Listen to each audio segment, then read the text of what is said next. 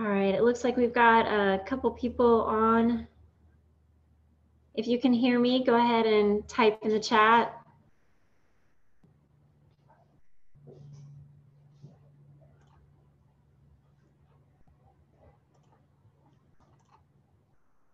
Hi, Tina. How are you? Welcome to another webinar. Thanks for being here. Just let me know if you can hear me. We still have a couple minutes. Hi, Jeanette. Welcome.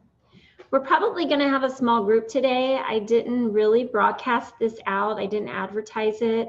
Just put it in my group and sent it to people who had registered for the previous webinars.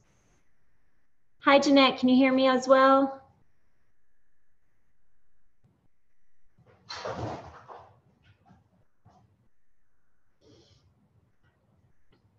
We'll wait a few more minutes. So Jeanette, I didn't get a chance to ask you earlier today when I saw you. What was the favorite part of your cruise?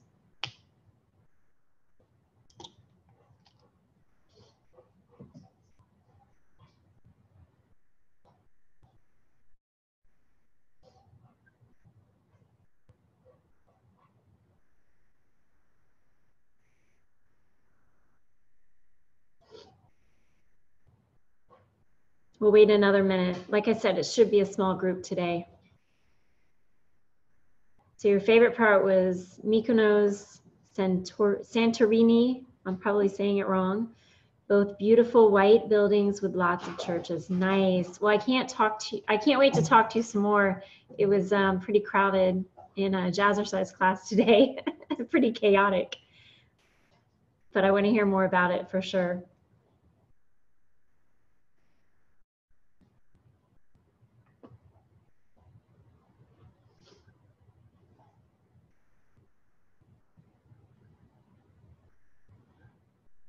All right, well, we're gonna go ahead and get started. We'll probably have at least a couple more people join on live. And then I know a lot of people told me that they registered and couldn't watch it right now, but they were gonna watch the replay. So welcome, thank you guys for being here. We're gonna get started. And I am going to just go ahead and share my screen. You already know who I am. We're going to get into the presentation. This should only take about 20 minutes, nice and quick, and I hope you get a lot out of it as well. All right. Let me just pull up my chat here, which has been temperamental. We'll see if it works. Last webinar I did, the chat stayed up. But I was practicing earlier and it kept going away. So hopefully we can still communicate. Okay, well, thank you guys for being here. If you are in my Facebook group, then you probably know why I'm doing this webinar. I did a live post about curbing our snacking, and I had 3 tips that are just different, not the ordinary tips, and I think some of you do some of these. One tip was brushing your teeth. You know, when you're done with a meal or even a nice healthy snack, is going and brushing your teeth if possible. And then that way your mouth feels fresh, you don't feel like eating. The other one is what my husband and I here call the sleep diet. And that is just going to bed early, because if you're sleeping, you're not snacking.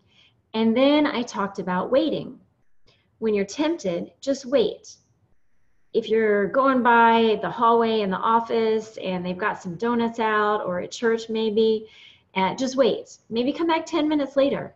Or maybe say, hey, at this specific time, I'll go back. Chances are either you'll get busy doing something else and forget about it, or you're going to come back and the temptation's gone. And then something just clicked in my brain that WAIT is really an acronym. The acronym being, why am I tempted? So I decided to do a mini webinar on it, and I hope you guys enjoy it. We're going to talk about what the food industry does to keep us coming back for more. All right, let's get started. Now, we all know that sugar and salt are highly addictive. I'm sure you guys know that. I don't even have to tell you, because you know it. You crave it at times. And we can't talk about addictive foods without looking at what the fast food companies do. You know, they do a lot to the foods that you love, injecting the salt and the sugar so that you crave it. They use the sugar, they use the salt, and they use that need for speed to keep you addicted and coming back. Maybe you're on your way home from work and you're starving, you want something to eat, you think about getting home and making it, and you know if you go through the drive-through, man, you're gonna get that food a lot faster, right? And I assume you know, I mean, you're on a health track, you're following me, so I assume you know the dangers of processed foods, the sugary, the salty processed foods, and I do pray as much as possible that you stay away from fast food. The fast food companies and the food industry artificially, and sorry if you see my dog running around, he's just wild. Last time I had him outside and he was banging on the door to get in, so I got to figure out a good solution here. But fast food companies and the food industry, they artificially enhance the taste of their food, and it is slowly killing us. I mean, it makes me so mad because this has a lot to do with why people are ill, why we see disease, and 90% of our food, if you go to the grocery store, 90% of the food is highly processed and has dangerous chemicals. So today we're going to talk about 6 addictive chemicals that are added to maybe some of your favorite foods. Okay, the first one is random. It is natural and artificial flavoring. I say random because it can really mean anything. Natural does not mean natural. The FDA has no definition for the word natural as it appears on food labels. So the food companies, the marketing companies for the food companies can use the word natural and it has no meaning whatsoever. You know, organic has a meaning and those foods are more expensive because they have to go through additional testing and processes to get that label, whereas natural means nothing. So these additives are designed to taste like an extreme version of the real food. So let's say you're getting something that's strawberry flavored and it's natural.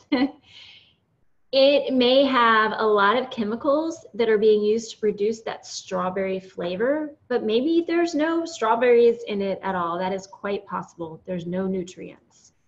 According to Dr. David Kessler, he's the former head of the FDA, these flavors are so stimulating that they hijack your brain. Then our brains no longer desire the healthy, nutrient-filled foods that are so good for us.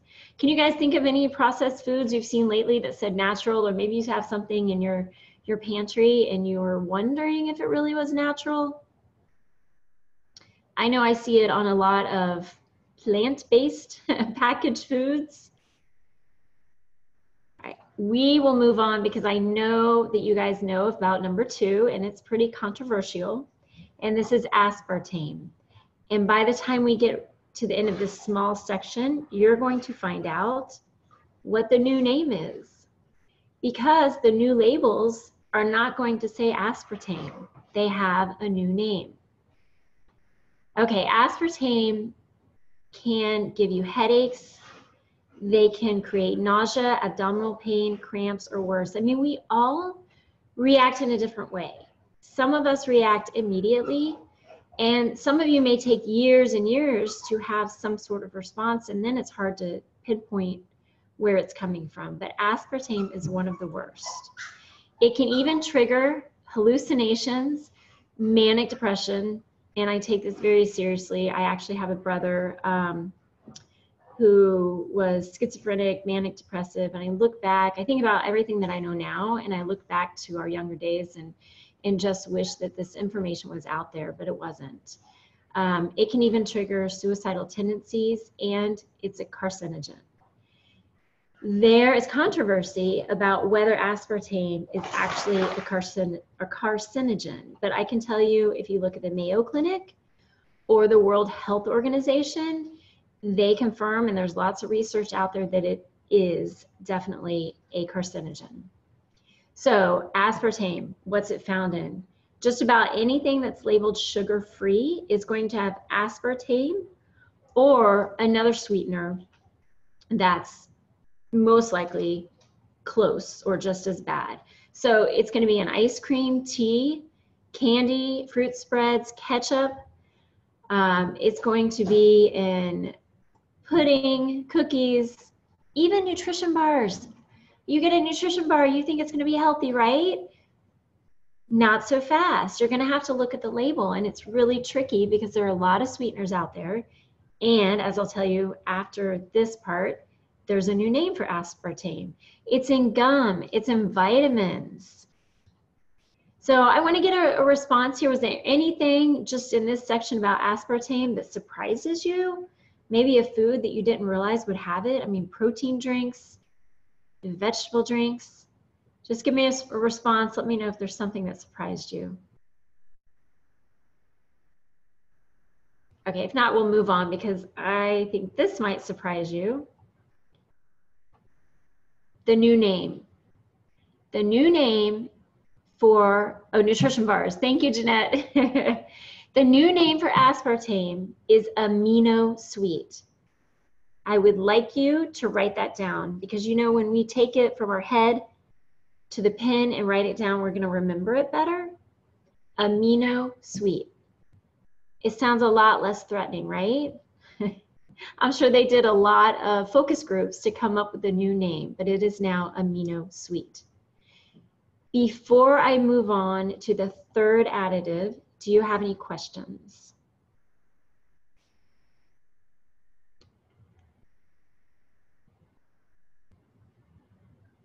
Okay, one thing I did want to tell you is if you are looking to add a sweetener, there are a few actually natural sweeteners that you can add. And this sometimes might create, you might have to use some creativity.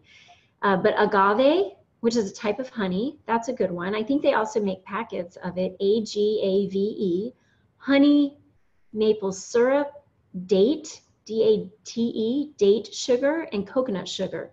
So those are great options, which you're probably going to use more if you are cooking yourself and trying to substitute out the sugar or a sweetener. Okay, let's move on. The third one, now this is natural, but it is injected into more foods than you might realize, and that's caffeine, which is okay in small quantities.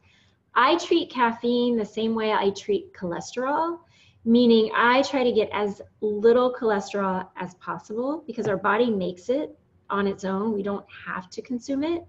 And I try to do the same with caffeine. I do have a little bit each day. I'll tell you about that in a moment.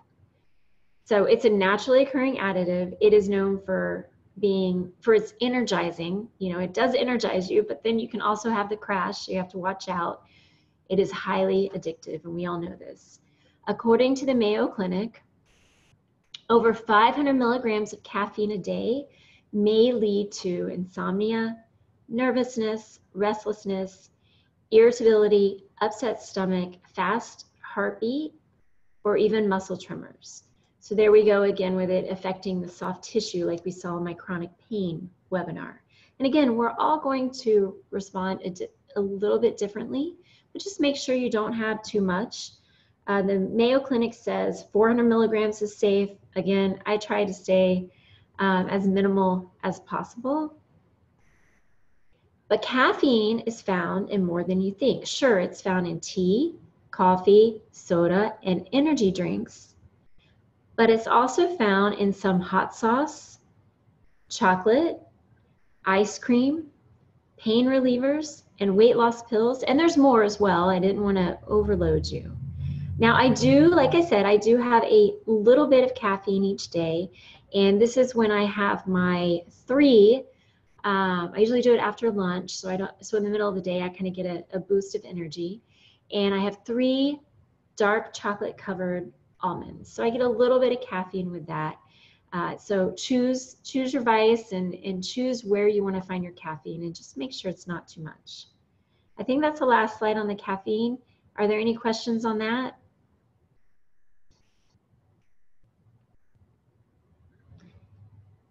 And by the way, in case you're wondering, 3 8-ounce cups of coffee would equal, most likely, 100 milligrams of caffeine. So you do have a little bit of leeway, but you also have to recognize how you feel and how you're responding to caffeine.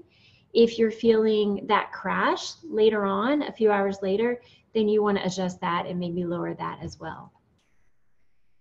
Okay, number 4, sodium nitrate. Think deli meat and other meat as well. You probably heard that nitrate is bad for us. It's used in meats to preserve freshness. It's used to add a smoky flavor, and it's also used as a food dye to keep the meat looking fresh. But when it's digested into our system, the chemical compound is released and it causes our bodies a lot of harm. So there are lots of studies out there. One of the study I want to discuss is the study by the Cancer Research Center of Hawaii and the University of Southern California. Their study did show that there is a link between eating processed meats and increased cancer risk. In this specific study, those who ate the most processed meat had 67%, that's a lot, higher risk of pancreatic cancer, this is what the study was about, compared to those who ate a minimum amount of meat. So again, I'm in the boat where I just avoid meat. You may or may not want to do that, but you definitely want to limit your meat intake or look for meats without the nitrate as well. Number 5, this is a big one. This is in every packaged food item, almost. I would say like 98%. High fructose corn syrup. It can be another word for added sugar as well. So the long-term effects of the high fructose corn syrup are diabetes, increased risk of heart attack and heart disease, anemia, and it just creates a weakened immune system, so it leaves us susceptible to other illnesses and disease.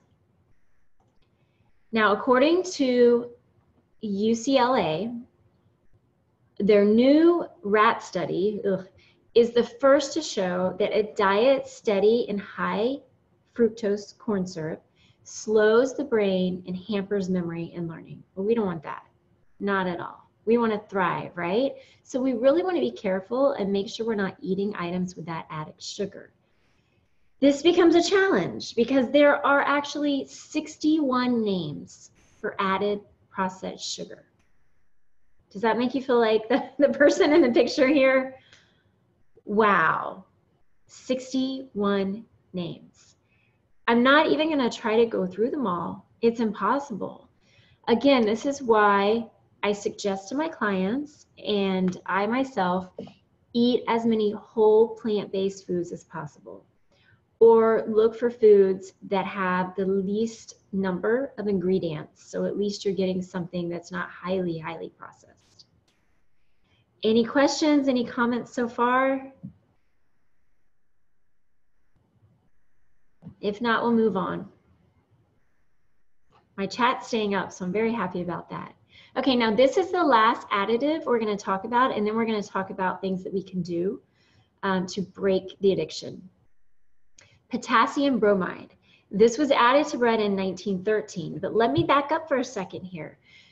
This was the early 20th century. Well, back in the early 19th century, something else happened to bread, and that is they started sifting out the wheat from the bread. They started making white flour. White flour is sugar. In our system, it is just sugar. So already in the early 19th century, we see them taking the wheat out, which gets rid of the healthiest part of the bread. But the white flour stays fresh longer on the store shelves. The white bread stays fresh longer on the store shelves. So it helps the food company make more money, but it's horrible for us. All right, so now in the early 20th century, they add in potassium bromide. This is a scary chemical additive that helps bread rise evenly and gives it a nice soft texture. So great, it looks great, it feels great, but it's a known carcinogen. This has been banned in Europe. So you want to try to find foods that do not have the, I'll put it up again in case you want to write it down, the potassium bromide. I'll give you a moment to write that down.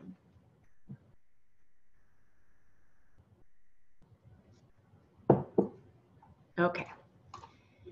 So what do we do? How do we kick the habit? Well, there are 7 tips to avoid addictive foods that we're going to talk about today. The first and most important is do not starve yourself, because then you're going to crave those bad foods even more, right? I'm all about eating. I'm not about starving myself at all. We want to eat good, healthy, nutritious food. But if you're starving yourself, then you're really going to want to pull into fast food drive after work, right?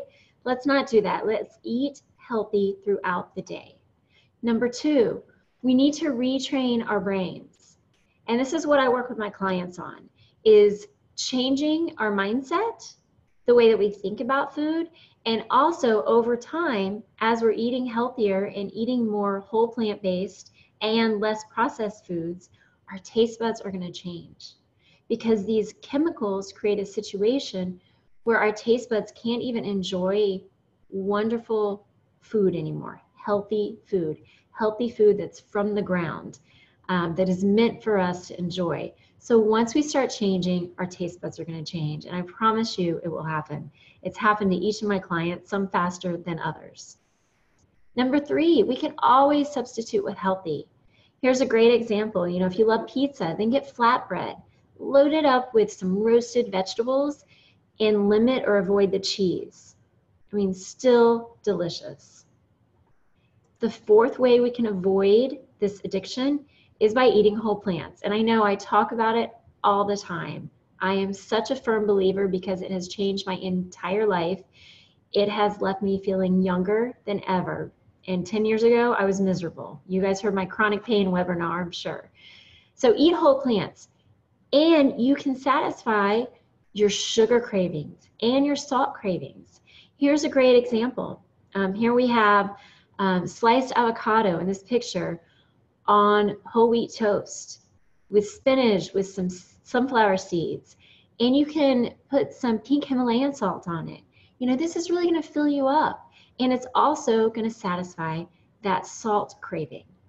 And what about if you're craving something sweet? Well, we talked about in the last webinar about sweet cherries and how good they are for you. There's other fruits as well, oranges, apples, some sweeter than others, watermelon, that can really satisfy that sweet craving that you have in a super, super healthy way. So that's the 4th way. Number 5, 9 times out of 10, if we're feeling hungry and we know we just ate, or it's not really time to eat again, we're not hungry, we're dehydrated. So the first thing you want to do if you feel hungry and you know your body shouldn't need to eat again is grab a glass of water and drink that water. And then say, hey, when I'm done with this, if I'm still hungry, I'll get something to eat. Again, you're going to be more dehydrated, and you might get your mind on other things, and then later when you're hungry, then great, get something nice and healthy. The 6th tip to avoiding these addictions is working out. Many times we're reaching for that sweet, that salty food with that high fructose corn syrup because we like that dopamine effect. You know, we get that adrenaline rush from those types of food. Well, we get that too from working out. So the more you work out, and I suggest at least 5 times a day, hopefully 20 minutes a day to an hour a day. Of course, I love my jazzercise, so I highly recommend that or something similar. Whatever you can do, swim, walk, run. And that will release those chemicals so that you're not going to reach for the foods that are bad for you as often.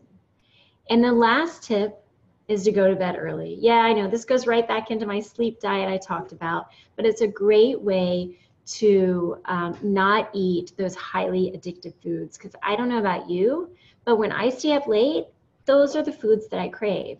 So when possible, go to bed early. Hey, maybe you have to get up early and get that extra work done or chores around the house. But go to bed early if you can, if you're craving the sweets or the salty or anything else addictive, and that will help you so that you don't kill your waistline and your health. So I just want to thank you guys for being here today. I know we're going to have a lot of people watching the replay. I know I've had these webinars in the middle of the day and it's hard for some people to make it. So thank you for being here live. Thank you for being here on the replay as well. And if you want any more information about my 12-week program, then just let me know. I actually only have a spot for one more client this month. So go on to www.avocadoalley.net and you can see all the information there, read about it, and then book a breakthrough call and we'll talk and see if it's a good fit for you. Thank you, Mindy. But I hope you guys really enjoyed your time. See, it was, what, 23 minutes, not long at all. And I think I have one last slide. Just thank you so much. I appreciate you. Please let me know if you have any questions. I'm happy to do any follow-up with you. Other than that, I will see you on Facebook or the next webinar. And the next webinar I'm doing is going to be May 30th. That's the chronic pain webinar that you guys may have seen. So then I will do a new webinar starting up in June. Thanks a lot, guys. Have a great day. Any feedback, great. Otherwise, we're good to go. And Mindy, I'll be sending some stuff out to you soon. So look for it in a few days. Thanks, Jeanette. Thanks, Tina. I'm going to come back here. If you do have questions, please let me know.